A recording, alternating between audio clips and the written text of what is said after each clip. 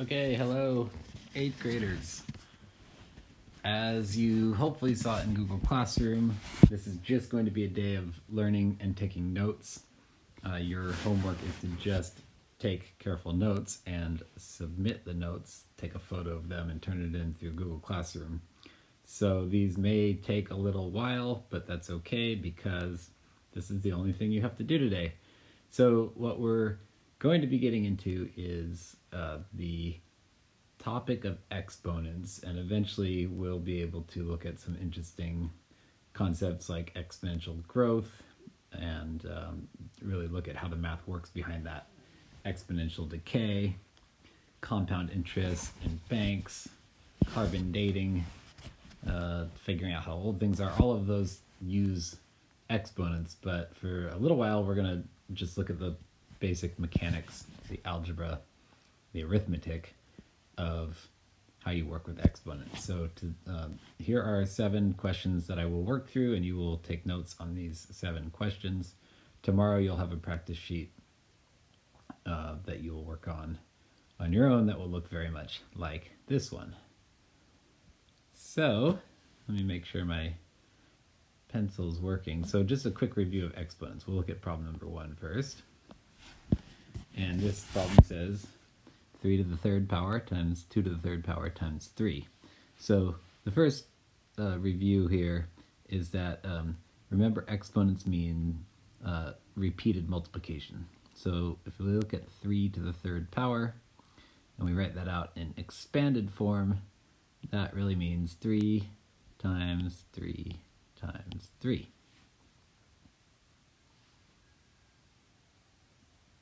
I'll be taking pauses every now and then to let you keep up. And by the way, you are welcome to pause this, rewind, rewatch as much as you need to.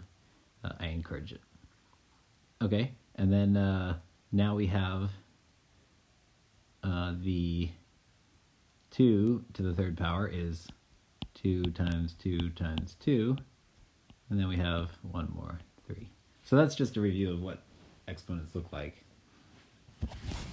Now, the first concept here is, how does it work when you are multiplying factors together that have the same base? So I'm going to go down off to the bottom here. And if we have something like 3 to the third power times 3 to the second power, what does that mean? Well, just based on what we just talked about, we have 3 to the third times 3 to the second power. What that really looks like is 3 times 3 times 3. That's from 3 to the third. And then times 3 times 3 from 3 to the second. I'm going to put parentheses around just to show the separate pieces, even though that's not necessary for multiplication. So how many 3's do we have in all? This is where you say it out loud. Well, we count. We have 1, 2, 3, 4, 5 3's. So if we want to write this back in exponential form, this is the same as 3 to the 5th power.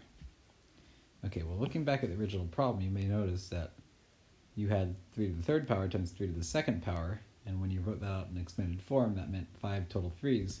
Well, a shortcut for this, and this is the rule for when you multiply exponents with the same base, this is 3 to the second times, or 3 to the third times 3 to the second is really just 3 to the 3 plus 2, which is 3 to the 5th power, because we have 3 3's plus 2 3's. Okay, so going back up to here to problem number 1. How many 3's do we have in all after we've written it out in expanded form? Well, we have 1, 2, 3 3's there, and then we have another 3 over there. And even though they're not sitting right next to each other, we can rearrange multiplication in any order we want. So how many total 3's do we have? Well, we have 4 of them. So writing this back into exponential form, we have 3 to the 4th.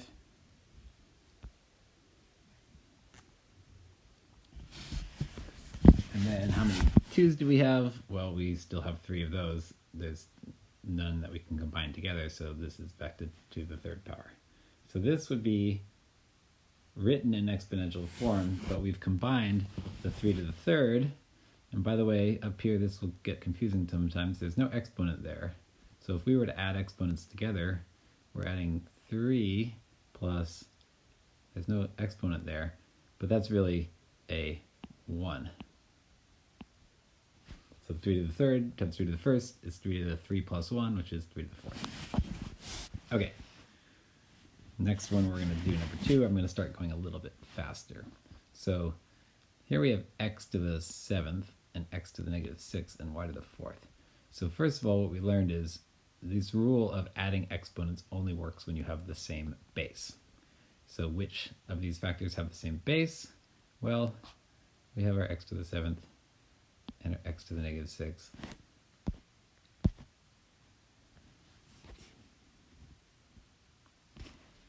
And not our y to the 4th. So using our rule, the x's is like x to the 7, add that to negative 6, and then we have our y to the 4th. Well, what's 7 plus negative 6? You should have all said out loud, 1. So here we have x to the 1 times y to the 4th, and you could also rewrite that just as x, y to the 4th.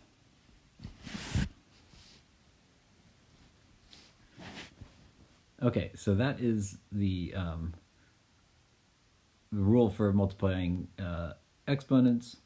You add the exponents when you have the same base. Okay, number 3 is a little bit different because here we have what's called a power. Exponent is often referred to as power.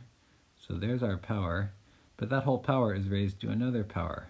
So this is a power to a power. Well, what that really means is the thing inside the parentheses is repeated 4 times. So it's really like saying there's 4 parentheses because of this 4 exponent. And what's inside the parentheses? Well, it's a 5 squared and a 5 squared and a 5 squared and a 5 squared. So that should look a lot like what we just had before. Here we have the same base. All of these have a base of 5, but the exponent is times 2 times 2 times 2 times 2. And if you think back, what is the rule for when you have multiplying with the same bases? Well, you add the exponents because we have 2 5s here, 2 5s here, 2 5s here, 2 5s here. Total should be 8 5s. 5 to the 2 plus 2 plus 2 plus 2 is 5 to the 8th power. And our goal here is to be writing them in exponential form. You don't have to multiply 5 times itself 8 times. Okay. And by the way, remember, pause this anytime you need to catch up. If I'm moving too fast, you have the power to pause. Okay, next one. We have b to the 4th to the 6th power, and then times b. We can, oh, by the way, going back to this problem before, the rule is because we have 4, I'm back on number 3 now, because we have 4 sets of 2 5s, that sounds a lot to me like multiplication, 4 sets of 2 5s. So the rule here is that if you have a power to a power, you can multiply those powers. So on to number 4 now. If we have b to the 4th to the 6th power, we have 6 sets of 4 b's. 6 sets of 4 b's. That's a multiplication problem. So this is the same as b to the 4 times 6. And then we have that other b there. Well, b to the 4 times 6 is 24. So if we would have written this out, we would have written out 24 b's. That would have taken a while.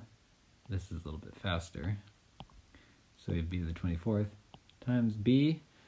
Now what is the exponent on that b? Hopefully everybody shouted out together at once. 1. So b to the 24th times b. And now we're back to our multiplying, so we add exponents. We have 24 b's here. We have 1 more b here, leaving us a total of 25. So b to the 25th power. Okay, the next one, there's no power to a power, so this is all multiplying exponents, and we need to identify the bases. So here we have things with x in them and things with y in them. I'll show things with 1 line have the common base and things with 2 lines. So we can rearrange these. And this is the same as x to the negative 2 times x to the 5th times y to the negative 4 times y to the 9. Now these we can add the exponents. These we can add the exponents. So we get x to the negative 2 plus 5 times y to the negative 4 plus 9. Here we have x to the 3rd times y to the 5th.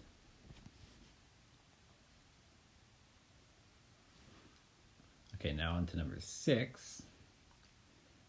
These parentheses, don't let them confuse you. What operation do we have going on here? Well, it's all multiplication.